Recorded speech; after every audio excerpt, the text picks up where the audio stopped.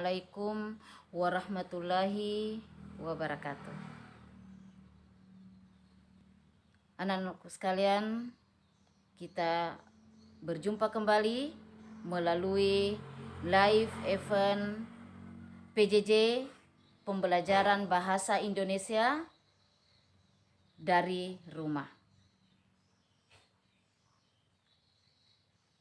Alhamdulillah anak-anakku sekalian, pada pagi hari ini kita berjumpa kembali melalui kegiatan PJJ Live Event SMP Negeri 1 Sinjai.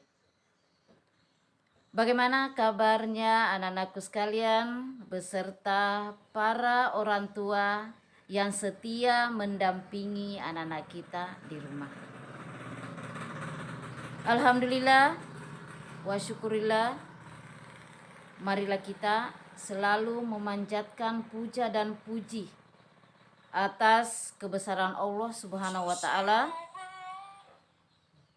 karena pada pagi hari ini kita diberi kesehatan untuk kembali melakukan aktivitas proses belajar mengajar walaupun dalam kondisi darurat. Namun insya Allah anak-anakku sekalian, kondisi ini tidak akan mengurangi keefektifan kita di dalam proses belajar mengajar. Dan marilah kita selalu mengirimkan salam dan salawat kepada junjungan Nabi besar Muhammad SAW, karena beliau adalah suri toladan bagi kita semua yang patut kita contohi jika ingin selamat dunia wal akhirat, insya Allah. Anak-anakku sekalian yang pintar, yang cerdas, tetap semangat belajar walaupun kita tetap di rumah. Untuk hari ini anak-anakku sekalian, kita kembali dengan pelajaran bahasa Indonesia, materi sama materi yang lalu tentang cerita fantasi. Namun yang akan kita bahas ke depan adalah bagian unsur intrinsik yang membangun lahirnya cerita fantasi itu sendiri. Baiklah, adapun kompetensi dasar dalam pembelajaran kita hari ini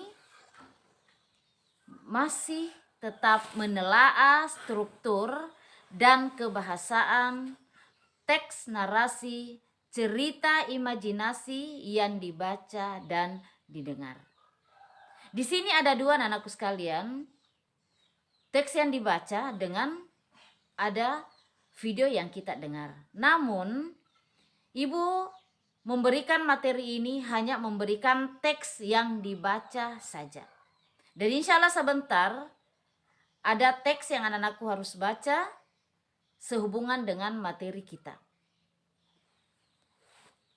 Adapun tujuan pembelajarannya adalah menjelaskan ragam alur cerita pada teks cerita fantasi. Kita bercerita tentang alur anak-anakku sekalian. Alur ini adalah salah satu bagian daripada unsur intrinsik. Yang mana itu unsur intrinsik? Adalah unsur yang membangun lahirnya sebuah teks cerita fantasi. Nah, salah satunya ini adalah alur. Nah, tentu anakku bertanya, apa sih itu alur? Iya, sekarang Ibu akan jelaskan. Alur di dalam sebuah cerita fantasi adalah rangkaian peristiwa atau rangkaian masalah yang direka atau dijalin dengan secara saksama untuk menggerakkan jalan cerita melalui kerumitan ke arah klimaks dan berakhir pada sebuah penyelesaian cerita.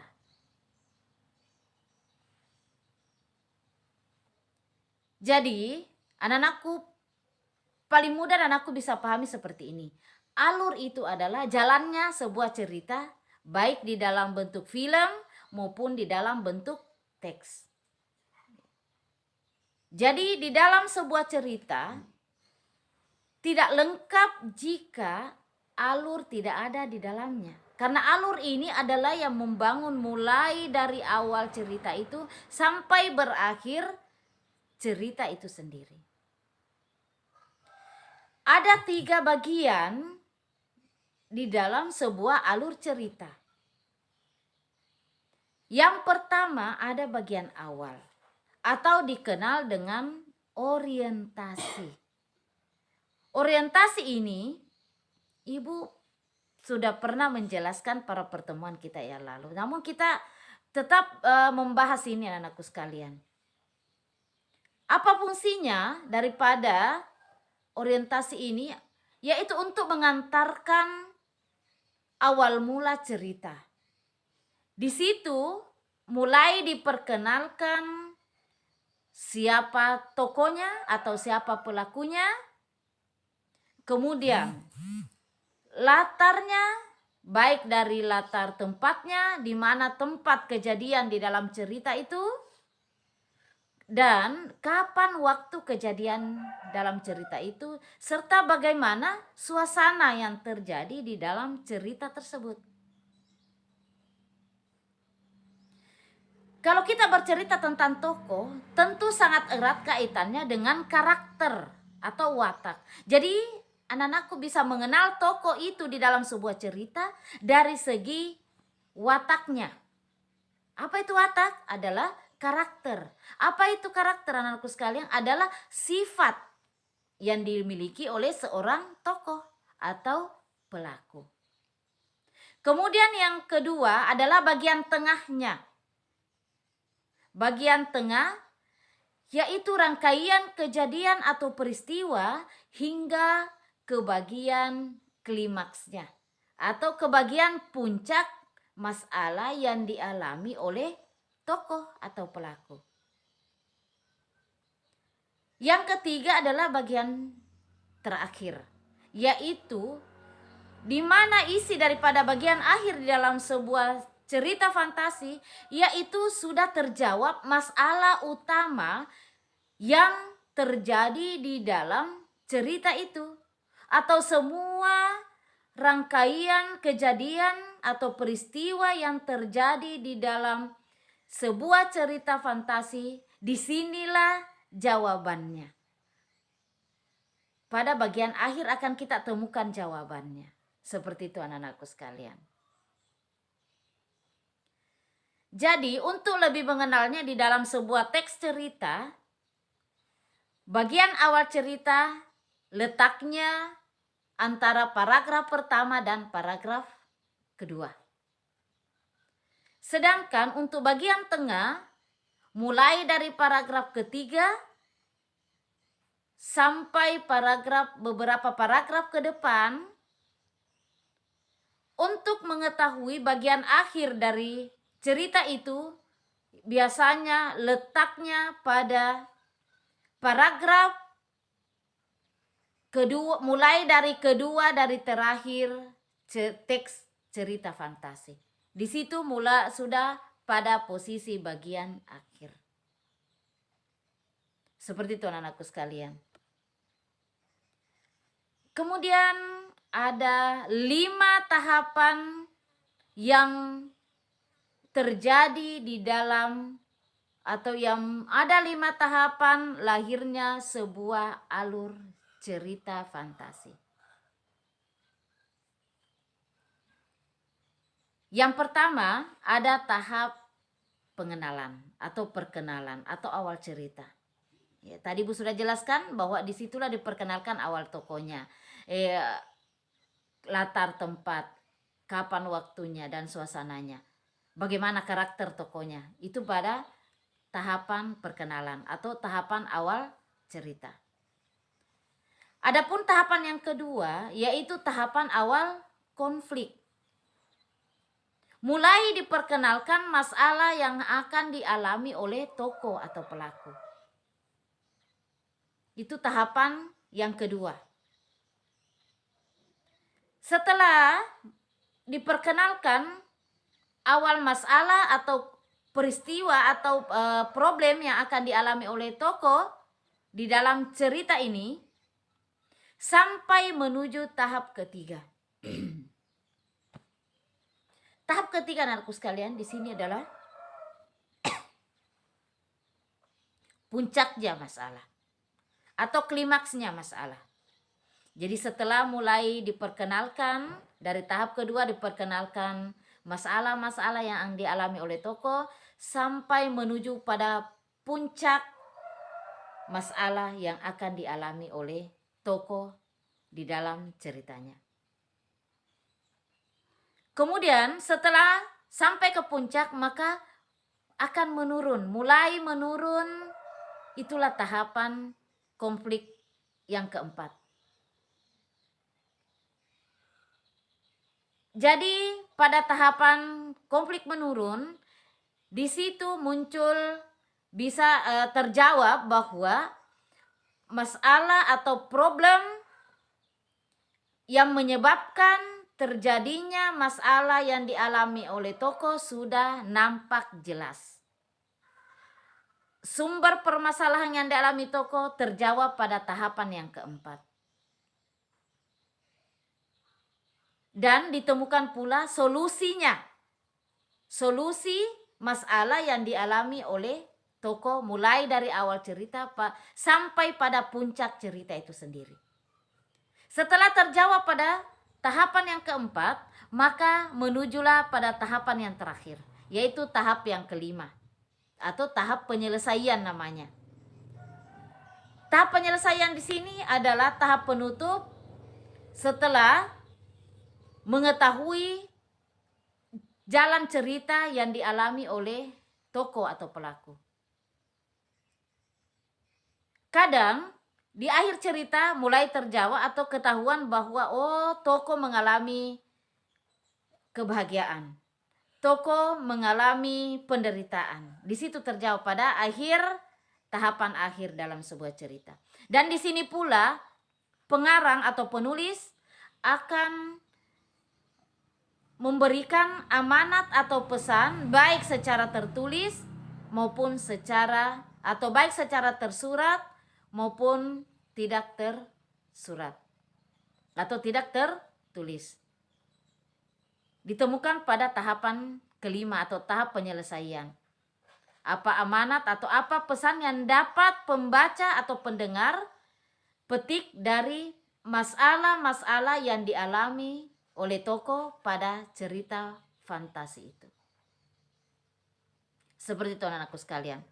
Jadi kesimpulannya bahwa cerita fantasi itu dibangun oleh beberapa unsur. Yang kita pelajari hari ini adalah bagian atau bagian alurnya. Alurnya intinya dia adalah jalan ceritanya. Sebuah cerita fantasi. Seperti itu anak-anakku sekalian. Mudah-mudahan apa yang Ibu paparkan pada materi kita hari ini anak-anakku bisa memahami, bisa dimengerti. Jika ada hal-hal yang belum anak-anakku ketahui dengan jelas, anak-anakku bisa komunikasikan melalui WA grup kita. Dan kegiatan lanjutan anak-anakku sekalian setelah pemaparan materi ini, seperti biasanya materi-materi penting yang Ibu jelaskan atau ada pada LKPD sebentar anakku catat pada buku catatannya. Kemudian ada tugas yang berkaitan dengan materi yang Ibu jelaskan dikerjakan atau ditulis pada buku latihan. Dan jangan lupa anakku sekalian mengisi daftar hadir. Jadi keefektifan anak-anakku dalam mengikuti kegiatan pembelajaran kita di setiap harinya sangat menentukan kesuksesan, keefektifan anak-anakku ke depan. Jadi kegiatan kita setiap harinya di dalam kegiatan PBM, walaupun tidak ada pertemuan tatap muka secara langsung anak-anakku sekalian, namun sangat menentukan apa yang anak-anakku harapkan ke depan. Jadi ibu berharap anak-anakku tetap setia, tetap ikhlas, tetap mau mengikuti kegiatan pembelajaran kita setiap harinya. Adapun tugas atau latihan dari materi-materi yang telah Bapak Ibu jelaskan setiap harinya, anak-anakku harus kerjakan. Dan setelah selesai dikirim melalui WA grup mata pelajaran masing-masing. Baiklah anak-anakku sekalian, sebelum kita menutup perjumpaan kita pada pagi hari ini, Ibu tetap berpesan kepada anak-anakku yang baik, anak-anakku yang setia, anak-anakku yang harus selalu semangat dalam mengikuti segala aktivitas yang bernilai ibadah.